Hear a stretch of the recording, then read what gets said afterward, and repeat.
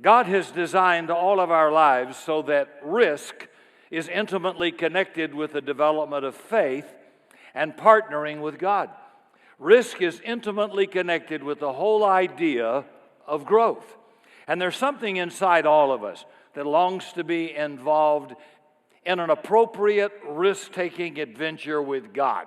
Not a foolish one, but an appropriate one.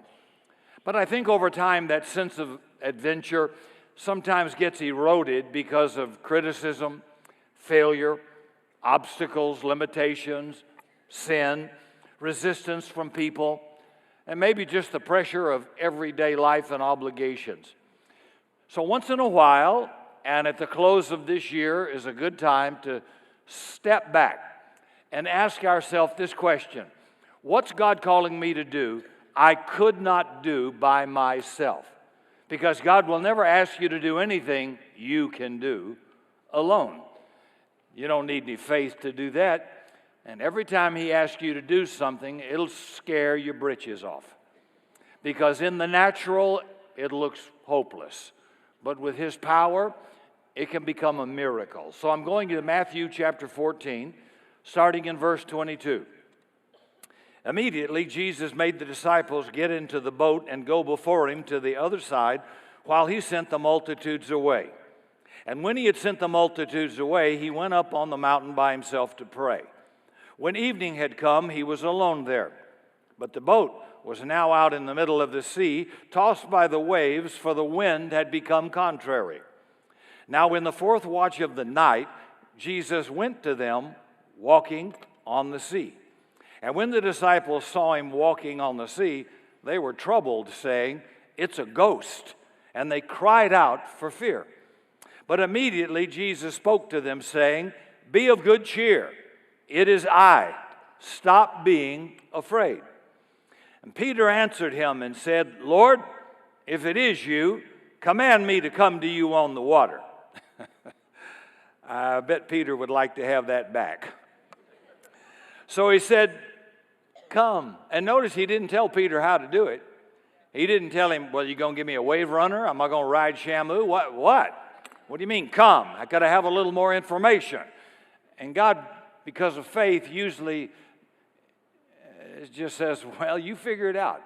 I'm going to be with you, so come." And sometimes we don't like that. And when Peter had come down out of the boat, he walked on the water to Jesus. But when he began to see the wind boisterous, he became afraid. And beginning to sink, he cried out, "Lord, save me." You don't have to pray a long prayer sometimes. You know, you pray a good prayer when you're scared, and it's quite short. I wouldn't go to lunch with some of you. You pray, your wife will go through menopause before you get through praying. And here, "Lord, save me."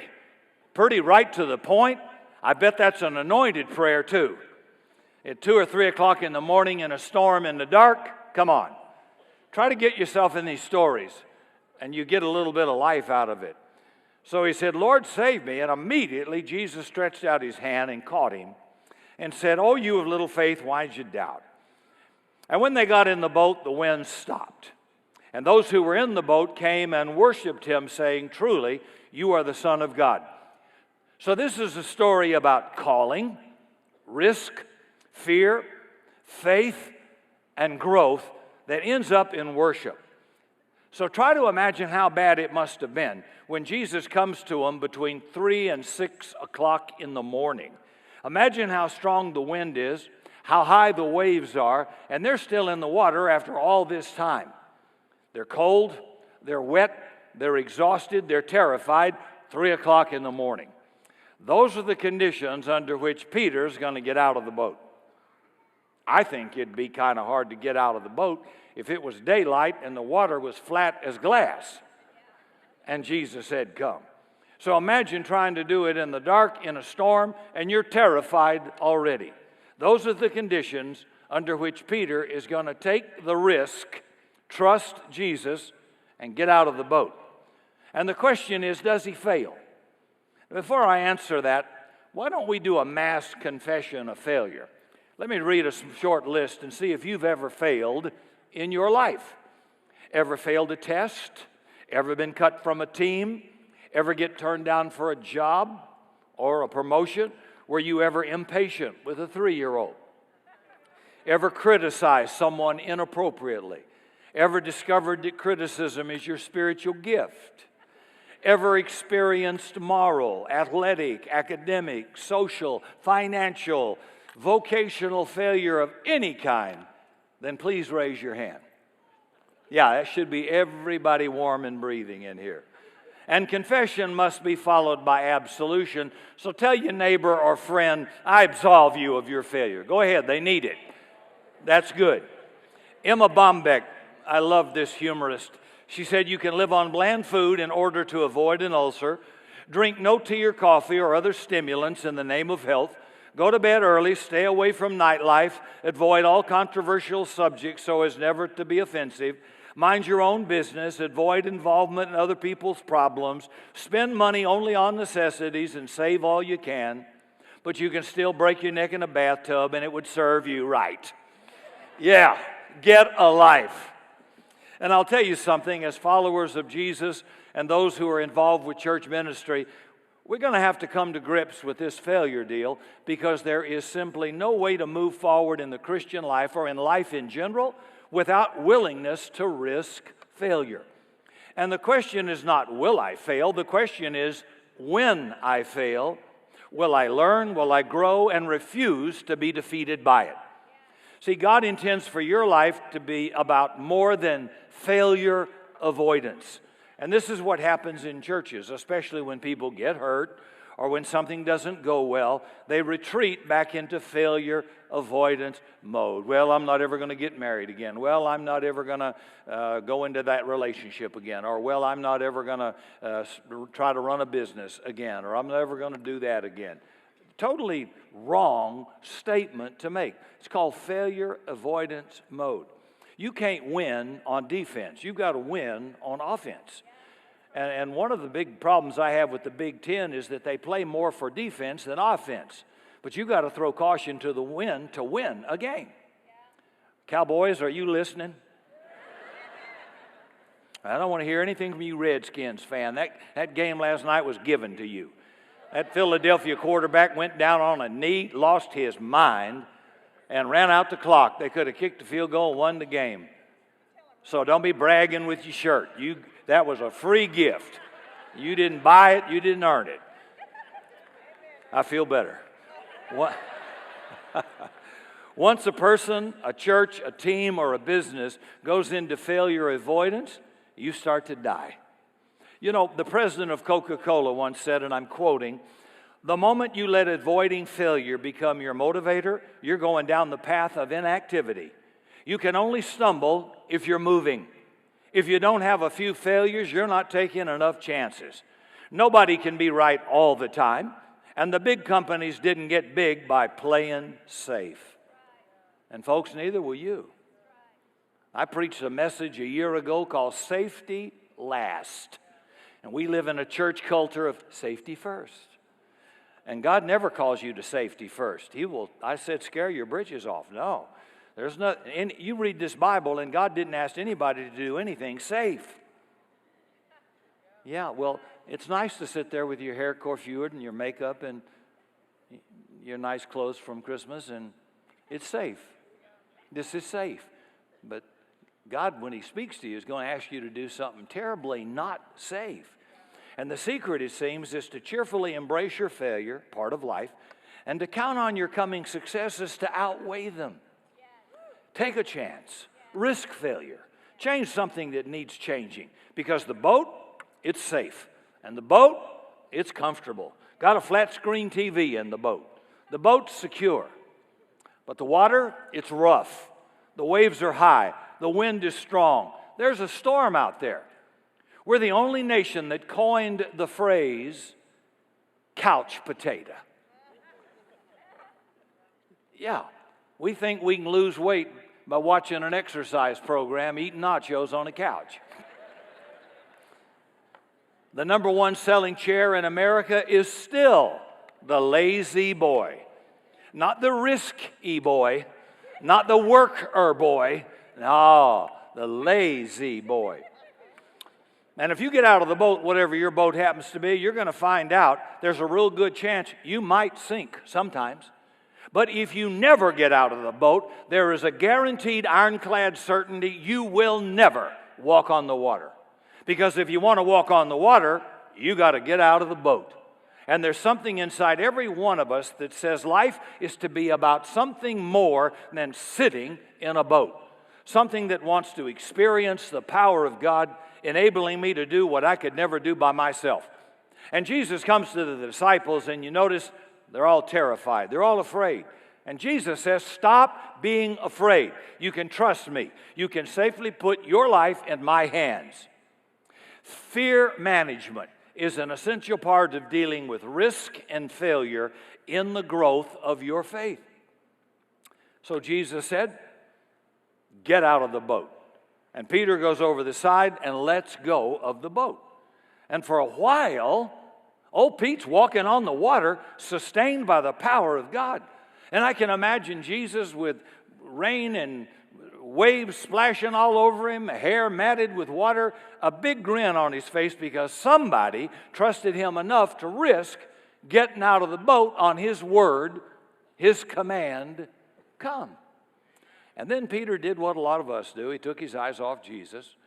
He starts looking around saying, what was I thinking? I took physics. I know a human body can't stand on top of a water molecule. What was I thinking? There's a storm out here. It's not easy. It's not safe.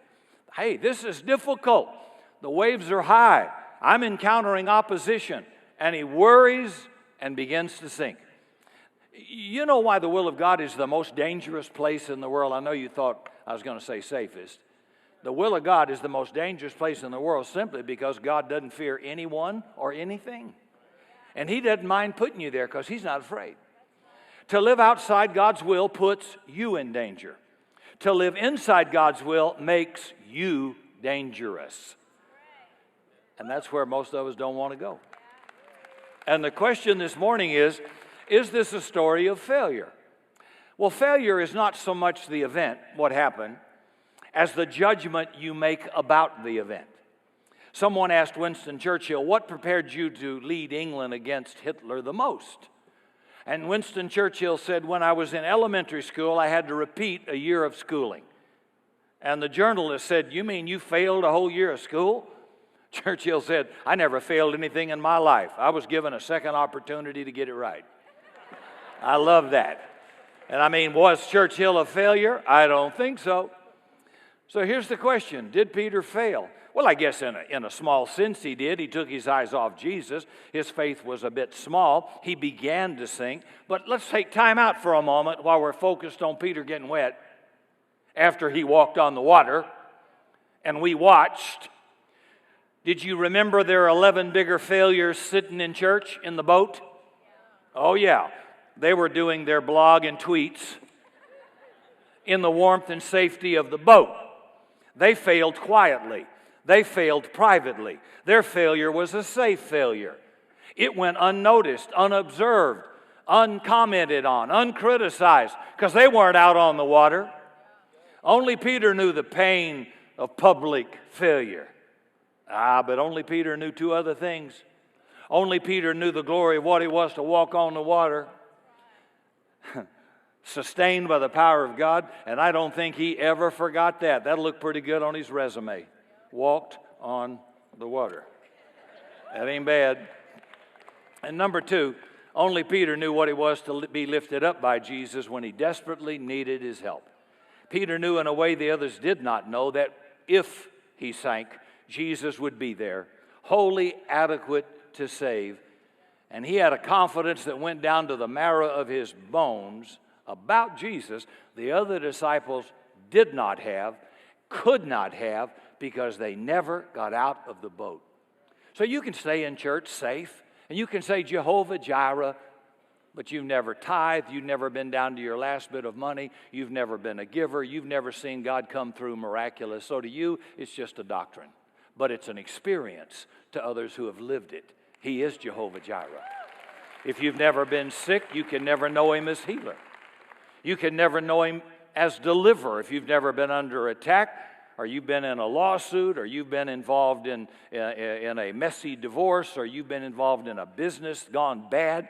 You can't know that. You can just mutter the doctrine in church or the words in a song, but to you it's not real because you've never been there. And I think a whole lot of Christians are still on the bench and never played the game. So they know the song and they know the words, but they don't know the experience because they've never done it. And they never get out of the boat. So, where's God asking you to get out of the boat? You know, let me give you some questions to reflect on when it comes to getting out of the boat. Number one, how do you tend to deal with failure when you do fail? Sometimes folks want to hide. They feel ashamed. They drop out of church. Some feel challenged to snap back and say, I'm going to overcome this. I'm going to whip this no matter what. Some become angry when they fail. How about you? Second, how well do you discern the right risks to take? Because there are good risks and there are some stupid risks. And this story is not about risk-taking just for risk's sake. No. It's a risk in a response to a call from Jesus. And the world's full of people who take risks, but they're dumb risks. This is from the Los Angeles Times, July 2nd, 1982. Larry Waters, who had always dreamed of flying, got an idea while sitting outdoors in his extremely comfortable Sears lawn chair. He purchased 45 weather balloons from an Army-Navy surplus store. He tied them to his lawn chair, dubbed the Inspiration One, and he filled the 4-foot diameter balloons with helium. Then he strapped himself into his lawn chair with sandwiches, a 6-pack of Miller Lite, and a pellet gun. Larry's plan was to sever the anchor and lazily float up to about 30 feet over his backyard, where he'd enjoy a few hours of flight before coming back down. He figured he'd pop a few beers, then pop a few of the 45 balloons when it was time to descend and gradually lose altitude. But things didn't work out quite like Larry planned. When his girlfriend cut the cord anchoring the lawn chair to his Jeep, Larry did not float lazily up to 30 feet. Instead, he streaked into the Los Angeles sky as if shot from a cannon, pulled from 45 balloons holding 33 cubic feet of helium each. He didn't level off at 30 feet or 100 feet or 1,000 feet. No, smart Larry leveled off at 16,000 feet. And at that height, he figured he could not risk shooting any balloon lest he unbalance the load and really get himself in trouble. So for hours, he stayed there drifting with his beer and sandwiches, for hours considering his options. At one point, he crossed the primary approach corridor of the Los Angeles International Airport. Delta TWA pilots radioed in these incredulous reports about this strange sight. As it grew dark, eventually Larry got the nerve to shoot a few balloons and slowly began to descend through the night sky. The hanging tethers under his lawn chair tangled and caught in a power line, blacking out a Long Beach, California neighborhood for over 20 minutes. Larry was able to climb to safety, where he was arrested by waiting members of the Los Angeles Police Department. As he was led away in handcuffs, a reporter asked Larry why he had done it. Larry replied, "A man can't just sit around." That's not a good reason to get out of the boat. This is the actual interview with Larry. I saw were rooftops and power lines. I thought to myself, my God, this is it. Please God, don't let me get fried. My God, this is it. And he said he would never do that again. Not a good reason to get out of the boat. So a real important issue when it comes to risk-taking is discernment, wisdom, good judgment. So how do you do it? Discerning risk wisely. Do you err playing it too safe? Do you err taking too many foolish risks? Do you use any people to help you out? Here's 3 helpful questions in the discernment process. Are you clear on your giftedness? Where has God gifted you? Secondly, are you clear on your limitations? You're not strong in every area. No one is. So you soar with your strength, but you better get counsel in your weakness from those who are strong in that area. And number 3, do you have wise friends you regularly turn to? I think for every one of us, the danger of missing our calling because we're driven to be famous or rich or important is huge. Be willing to let go of your limitation. Who helps you in the discernment of God's calling?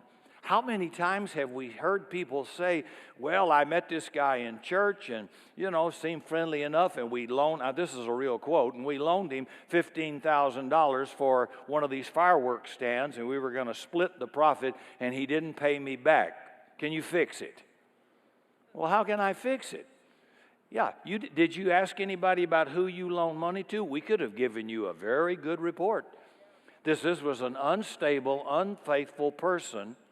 You shouldn't loan him a dime unless you're prepared to lose it. And so, please, people around here in leadership know things about people around here. And so sometimes you're hooking up with somebody in your innocence that you don't know anything about. So even as the senior leader, I ask the board and other leaders in here their opinion about different people if we're preparing to hire somebody or bring somebody on in a leadership. Is there something I don't know? Is there something I fail to see? Because I don't know what goes on in a few thousand people's lives. So what am I trying to do? Avoid big mistake, right? In the multitude of counsel, there's safety. Who do you talk to? Not your broke uncle. Talk to somebody that has some proven achievement, not somebody that has an opinion. Then you're going to get pretty good counsel. Number 3, am I ruthlessly saying yes when God calls me in some area in my life? Peter gets this one right. Jesus said, come. Peter goes over the side. And very often, that step that puts the divine power of God into action is our step of risky obedience as God's children. A lot of times we want the guarantee first that it's going to be okay. But very rarely does God give the guarantee first, because growth comes when people are willing to take a step without the guarantee. That's when growth comes. That's predicated on trust. I trust you, Lord, so here goes. God says, bring all the tithes into the storehouse. Well, I don't know. I'm not sure I can pay my bills or make it. I will rebuke the devourer. God makes a promise. Well, I don't know. And we draw back. It goes on all the time. You'll trust him to save you from hell, but you won't trust him to provide for you financially. I find that striking. You won't grow unless you're willing to say, I'm going to obey God come hell or high water, and no matter what I see. If he says I'm going to have a baby and I'm 100 years old and my mama is 90, we're going to get furniture for a nursery. That's it. We're going to get some Pampers and paint the room pink or blue or whatever it is and get some little mobiles because the baby's coming. May not look good right now, but it's coming. And it didn't look good, but something happened in that tent when God reversed the aging of Sarah and Abraham, and they both laughed. And they got a baby named Isaac, which means laughter. Laugh plus laugh equals laughter. Some of you ain't laughed in a long time. Okay. Well, God did a miracle, didn't he? Quite obviously he did.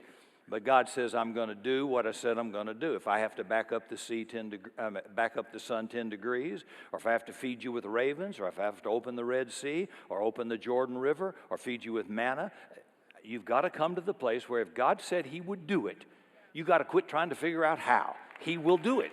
That's my confidence. I don't know how. I don't worry about how. He said he will. I'll take care of you. And so I'm going to count on that. 4th question to ask, is my primary focus on God or the storm? For Peter, while his focus was on Jesus, he was doing great. But when he saw the wind or the circumstances around you, he began to sink. So it's possible to choose my focus. People in leadership, particularly church ministry, must be able to exude an authentic sense of hope and optimism. They have to, because when you're around somebody who's breathing out hope and optimism, it leads to confidence and action. And when you're around somebody breathing out despair and fear, it leads to paralysis and death. That's important. What's the culture like in your church? Or in your area of ministry in the church, or in your office or your occupation, Mr. Businessman or woman? Are you in a hope-filled, hopeful culture, or are you in a hope-challenged culture? If you're a leader, you give up the right to think about yourself. You've got to be hopeful. If I'm a father in a family and we're facing a crisis, I'm the guy that's got to stand up and give security to the family with hope-filled faith words. Not, my God, I don't know what we're going to do. I don't know how we'll make it. I've never said that in my life. I've made a lot of mistakes, but I've never made that one, ever. If you're an older man in here and suddenly the company downsizes to get rid of high income and you're up on the scale of age, the natural reaction is to say, I'm too old to hire. Now what am I going to do? Your response as a believer in the kingdom of God should say, I'm a giver and I've honored you in my living. Therefore, God will take care of me. God will open a door. If it's the first time that door's ever been opened, He will open that door and deliver me. He will give me houses I didn't build, wells I didn't dig, and vineyards I didn't plant. He will give me what I didn't work for. He promised. It's in His Word. How is up to Him. Now that's how you bring hope to a culture where the wife is afraid, the children, how are we going to make it? Will we lose the house? You see what I'm saying? And boy, in churches, when 08 hit and the country of America and nations went down and giving stopped 40%, we had just moved in this church. And boy, we weren't sure whether we would make it or not. 350 churches went into foreclosure. Well, I never said ooh. Y'all said ooh. I didn't say ooh.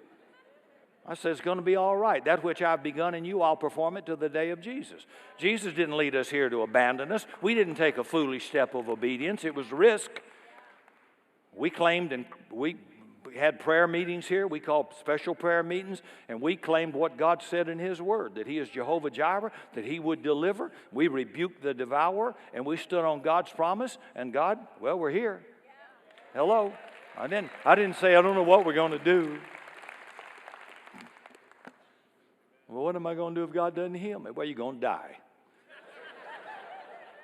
And you'll be with Jesus, healthy and well. So shut up. Quit complaining. Fight until you die. So that's my attitude. It ain't over till it's over. And it's not over. So would you quit wringing your hands and start believing in faith? Build a culture of hope.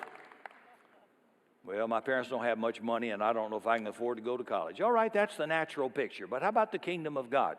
As a young man, maybe you're on an allowance, maybe you got a part-time job, tithe it. Believe God, honor God, serve, be where you are. And God promised if He has to raise up somebody who hears about the situation or you qualify for some scholarship, and I know when you say scholarship, everybody thinks, oh, you got to have a high IQ. Half the scholarships are never claimed because nobody asked for them. You can write letters in your university and apply for 124 of them, and nobody ever claims them, and you get it. That's happened. We read an article in one of the magazines, I think People magazine, a girl who wrote over 1,000 letters for the different scholarships in her college, and she ended up getting full paid tuition. I had Chrissy when she first went to college. Hey, try some of those scholarships. She got them. Writing letters. How much is a postage stamp worth to some of you? See, that's hope-filled, not hopeless. You have no idea the opportunity around you. If you hang around a bunch of mumbling people saying, well, you didn't make high enough grades, you probably won't get into college. Well, you're not going to get anything. You're not even going to get a date if you don't ask. And if you got that attitude, I hope you don't get a date with one of our girls. I don't want her to marry you. I want her to marry somebody that's got a little confidence and hope that our God will supply all of our needs and we're going to make a difference in the world. Get you a man, not a zipper. Something coming on me up here. I don't know what it is. When hope starts to die, fruitfulness and creativity start to die. Biblical hope never depends on circumstances. It depends on the way you view and respond to your circumstances. I mean, on a purely human level, don't we know two different people who can look at the same situation and come apart with totally diametrically opposite conclusions? It's a truth.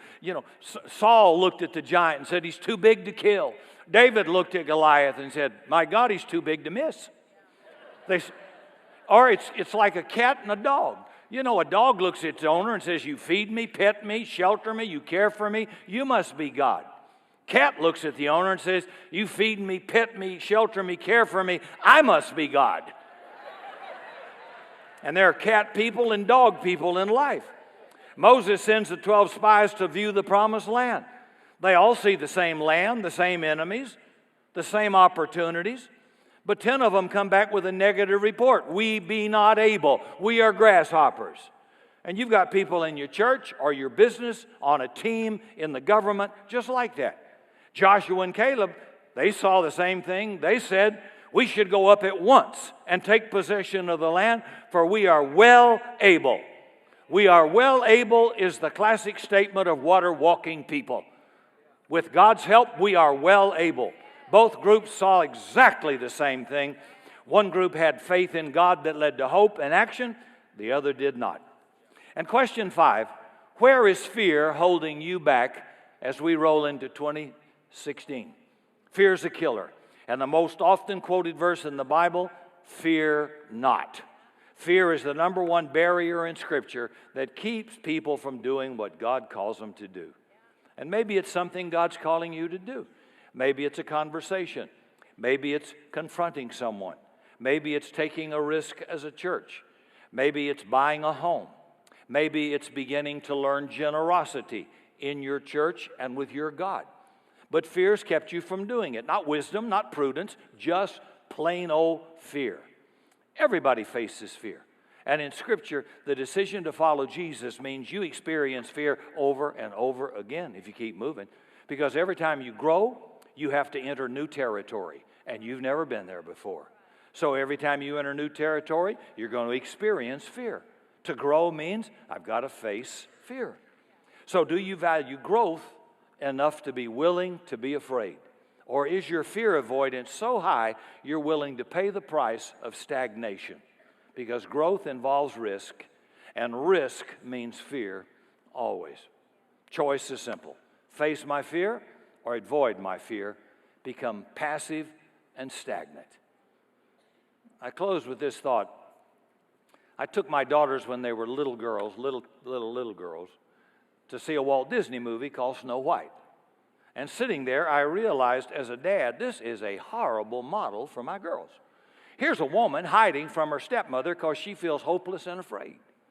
She takes a job doing menial labor for 7 short, cranky guys because she thinks she can't find more fulfilling work. And she sits around passive, waiting to get rescued, singing that dumb song, "Someday my prince will come." A life of fear, passivity, and hiding. I'd have slapped a couple of those sisters in that. I'd put a high heel right in the mouth of one of them. I can't handle that. And I wanted my girls to know, if you are ever in that situation, you confront that old bag stepmother face to face. You tell her to come to grips with the aging process and that you have no intention of being the fall guy because of her neurotic insecurities about her fading sexual attractiveness. So find a good therapist, Mom.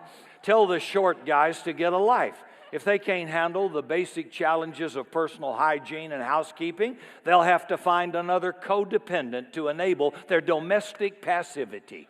And stop waiting for some prince to come rescue you. Build deep relationships, find meaningful work, serve the poor. And when it's time to choose a prince, let Daddy decide. Yeah. That's it. Jim Hilton, who was a pastor with James Robinson and the team up in Dallas for many years when I worked with James, used to say that if you're afraid to confront or fight, you'll go short of the benefits Jesus purchased for you. And he says, fear kept Israel in the wilderness 40 years. Not the enemy. Fear of fighting. Fear that I might get hurt kept them paralyzed there. So a life of following Jesus means fear never goes away. So I have to decide whether my ultimate value is going to be comfort or growth for the new year. So the question we close with, where is Jesus asking you to get out of your boat? Because when you do, the power of God's kingdom is set in motion in a way that not only changes your life, it changes the world. And Jesus is still looking for somebody to get out of the boat. And I don't know what that means for you, but I do know 2 things. Number 1, when and if you fail, Jesus' right hand still wholly is adequate to save. Though the righteous man falls 7 times, the Lord will uphold him. There is no mistake you can make that puts you outside of the grace, the strength, and sufficiency of Jesus' right hand. And number 2, the other thing I know is every once in a while, you get to walk on the water. But if you want to walk on the water, you've got to get out of the boat. Amen.